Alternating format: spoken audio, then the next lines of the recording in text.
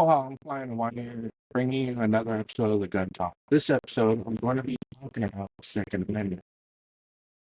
Says, we all know what the Second Amendment says, but I'm going to take it down for you guys to understand what the Second Amendment means. So please sit down, relax. Let's talk about history. Let's take a historical look at the Second Amendment and the Bill of Rights. Okay, so we must first look at what it took to make the bill. It took the Bill of Rights to be made.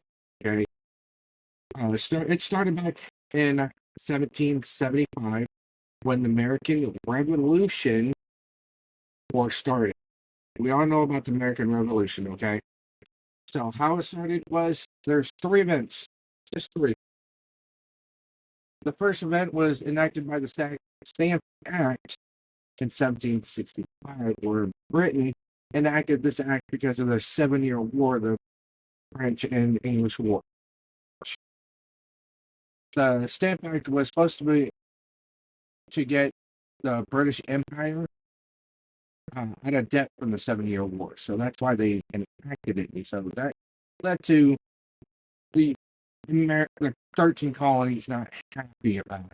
So they kind of rebelled against it and so on. So then the second event that led to the Revolutionary War was the Boston Massacre.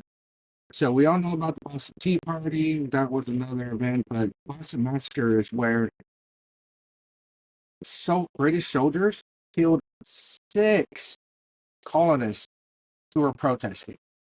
Okay, just like how we have today all these school these shootings and stuff like that enacted all these protests and everything. Well, the colonists were protesting against the British about opposing these tax laws. So these got heated, and the British soldiers overreacted, and it ended up with the soldiers shooting unarmed protesters. Okay, so those laws were the Stack Act that they're protesting, the Townshend Act, and then now, right after that, you have the Boston Tea Party, where they threw a whole bunch of boxes of tea into the Boston Harbor. So then, right after that, the revolution started, and this is where the colonists band together and ended up fighting against the British. Okay, after the Revolution War, the founding fathers, decided to turn territories into states, and that's where you got New York, Massachusetts, Vermont, New Hampshire, Maine. Okay, where each states make their own constitution. So that's why every single state nowadays have their own constitution instead of the U.S. Constitution. But later on, the U.S. Constitution came to play. It was about 1789, the House and Senate decided to hear about a federal constitution, and that's where you have the U.S. Constitution now. And not only just that,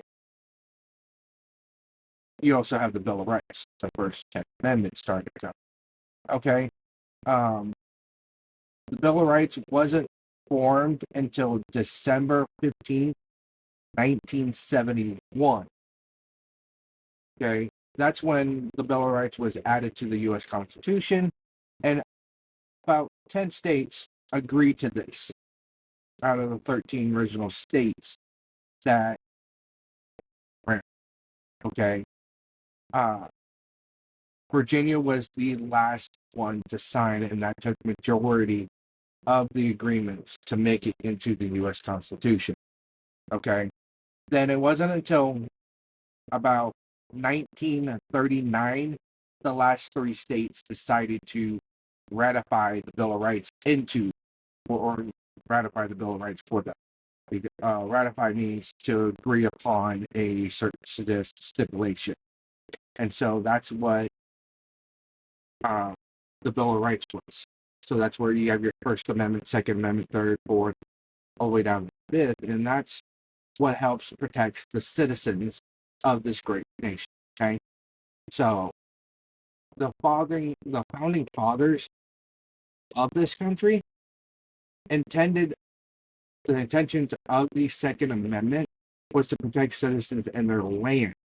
So today, it's still the same cause that for self-defense and to protect our loved ones and other people is considered to, let's say, as protecting ourselves. So that's still what was intended by the founding fathers. Okay, so all these infringement on their second rights are infringing. Okay? The Second Amendment was introduced because of the Revolutionary War, and if the Boston Massacre happened, where the 6 were killed, they were unarmed. So let's get that straight. They were unarmed civilians, okay? So, do you guys think, leave with comments down below and all that, do you guys think if someone had a firearm back then, would it have been useful to save all 6 or some of the 6 to not have a huge massacre then? Please let me know what you guys think about that, okay? Just think long and hard about it, okay? To get a better understanding of that time, the only army was the British Army. The 13 colonists never had a military or a national guard or any of that. So they were just normal people like me and you. Okay. So it was the British Army abusing their power, like how we see most people, like, give an example in a modern way. Some of the officers that we see out here today abusing their power because, oh, they wear a badge. Well, that was kind of the same way back in 1776, okay? It was the same way as people have big money, more money than anybody else, push around other people that they think is lesser than them, okay? So that's what I mean by abusing the powers, abusing the people, okay? So then we have to stand up. That's what our founding fathers, are the people back in 1776 did, was to stand up what they believed was important and was better a way of life, okay? Then we stand up. Then what happens? Some people get shot or put. When we stand up to the officers, yeah, some of us do get shot, mishandling weapons, or they put us to the ground for no reason. And it's the same thing. No matter how you look at it, it is the same thing that happened back in 1776. It just shows to us that history repeats itself, okay? No matter what. The only way to stop history from repeating is to change, okay? So now I'm going to break down everything in the Second Amendment, okay? Line for line, word for word, okay? So we all know what the Second Amendment says, okay? So let's start with the first line. A well-regulated militia being necessary to the security of a free state. What do you guys think it means? Let me know down in the comments. Tell me what you think it means, okay? So I'm going to tell you what I think it means, okay? You guys can bash me all you want and everything, but this is my own opinion. This is what I see it as. So this is what I think that line means. Okay, militia is a group of people who comes together to protect land, community, cities, and their state. Okay? If you look at it, we're all a militia. No matter how you look at it, we are all a militia. Okay? We're here to protect our cities. We're here to protect our lands. We're here to protect our states. We care about our states. We care about our cities. We care about our communities. So we're a militia.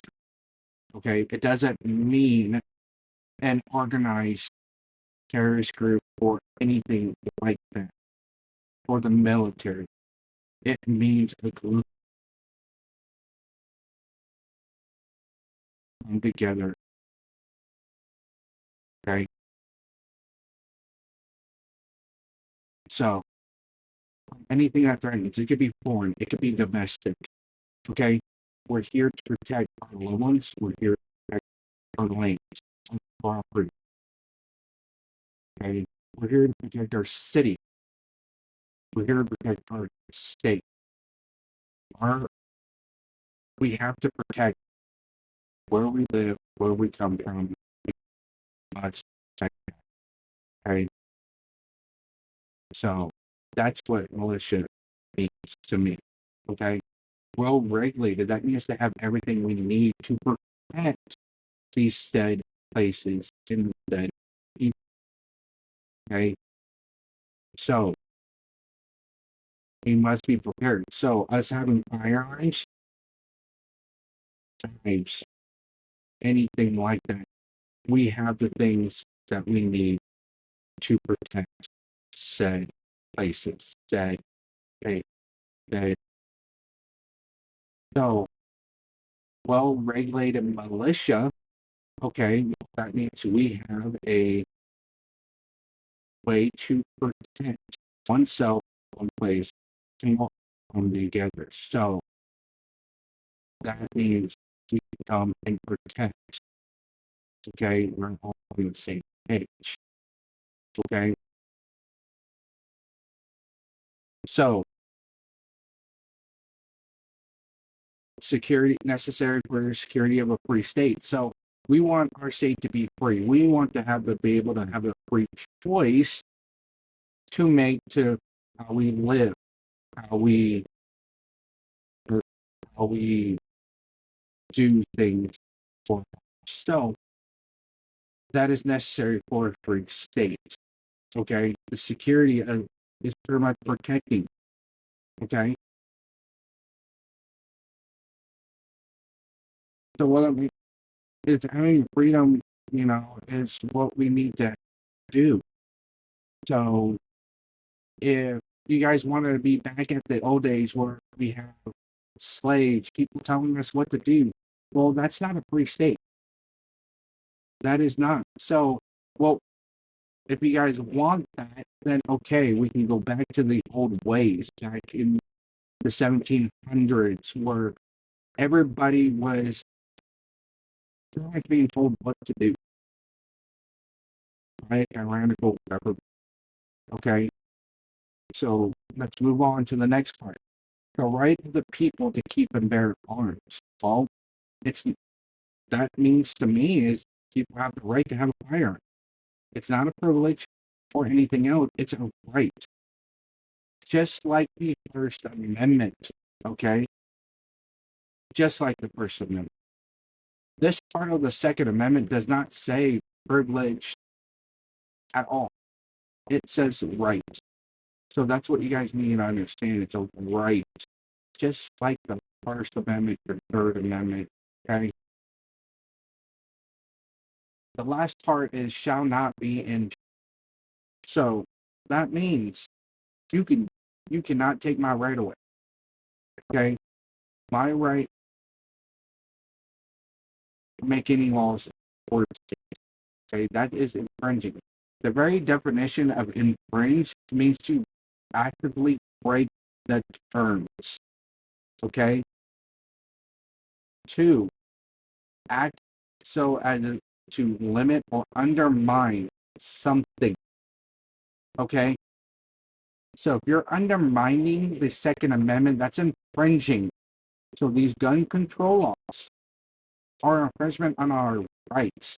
Let me put it in a way for some of you anti-gun groups who may listen to this, or these anti-gun people who may listen to this. Don't feel like it's an attack. It's just education, okay? So I need you guys to understand what I'm saying here. I know a lot of gun YouTubers and a lot of other people have said how these are infringing, but you guys are not really listening. But let me put this in perspective. You guys will understand. So you guys like your First Amendment, the freedom of speech, and all of that, okay? So how would you feel if your First Amendment was infringed on?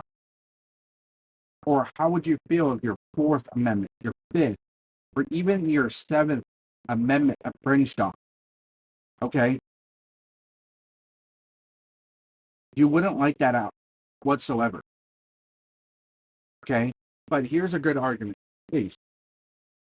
You can argue with me whatsoever. Here's a good argument. You guys can try to correct me if I'm wrong. These amendments does not say shall not be infringed.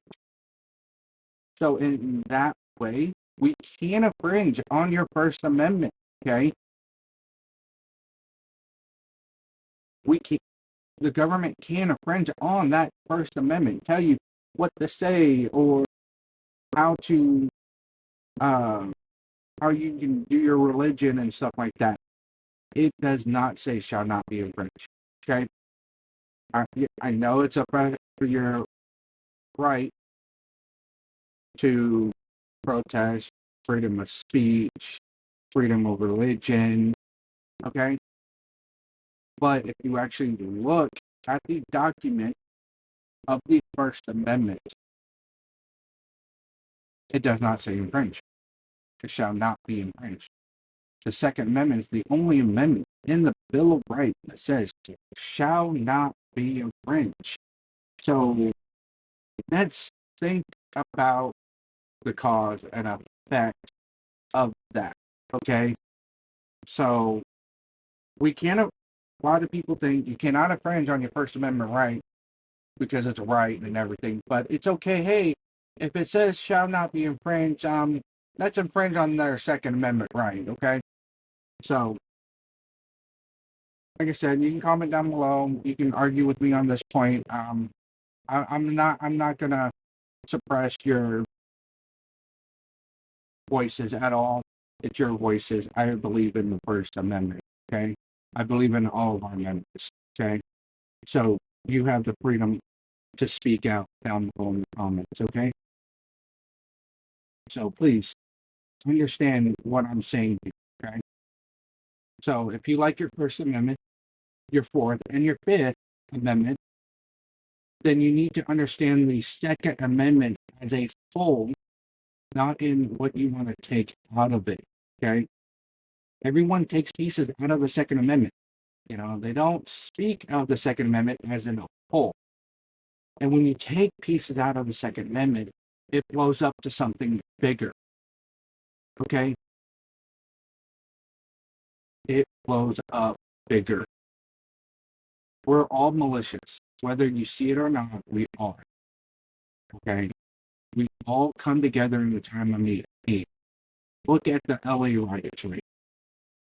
Look at the George Floyd riots. Okay? They all came together at first to protest for peace. And then things get out of hand and people start destroying things. Now it's no longer protesting, it is a riot now. Okay? So you guys can ask me all you want about the LA protest. I'm calling it a LA riot because they've already burned 300 EV cars. You know, they've destroyed a lot of property. They're costing millions of dollars for American citizens all over, deporting illegals,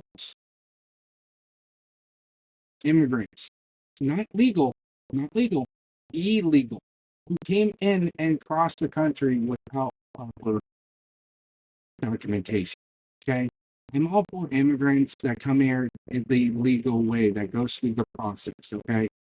But I am not for these illegals that come in, think, oh, even though they come in, they're a citizen. No, the Bill of Rights goes to U.S. citizens, people with proper documentations, okay? Work permits, green cards, school visas, okay? That these rights are ridiculous. So I'm going to stop right there and continue on with the bill, okay? And yes, illegal immigrants do not have rights to the Bill of Rights. Okay, actually, no, we want that. So we all, like I said, we all come together in a time of need when it comes time for it. Okay, we all need to be ready for anything to protect our lands, our communities, cities, and states. Okay, look at like how we have our military protecting so the LA city, the city of LA. Sorry. Like if we were invaded today with all these gun control laws in place, who could we really rely on? Let me know down in the comments. We can't rely on the police. We can't really rely on the military. So who are we supposed to rely on? I don't think police can be relied on to protect you, even when there's an active shooter. They take minutes to get there. By the time it's all said and done, it's over. It is us that we have to rely on. When it comes to an active shooter, we have to rely on ourselves. Protect our loved ones. There's not enough military in every state. There's not enough police officers. So most of our troops are overseas protecting other places. So the government won't protect us. Look at what's going on in LA. They're not really protecting. So making laws to actually hurt already exists. Giving more attention to other countries instead of us. That's why we have everything from education to mental health. So the lesson of the day is to understand as a whole, not in parts. We got away from tyrannical government back in 1776, and our founding fathers wanted this country to be a constitutional country. That's why we have the Bill of Rights. It's the law of the land. We don't want our rights taken away. So we must stop these gun control laws. Because as soon as guns are given away, it's pretty much giving away one of our rights. When one of our rights are taken away, then other rights become taken away. Okay? This country is on its way back to a tyrannical government. The only way to prevent that is to have the government listen to the people, like how the founding fathers listened to their people. I'm going to wrap this up with another absolutely done talk. We'll see you guys next time.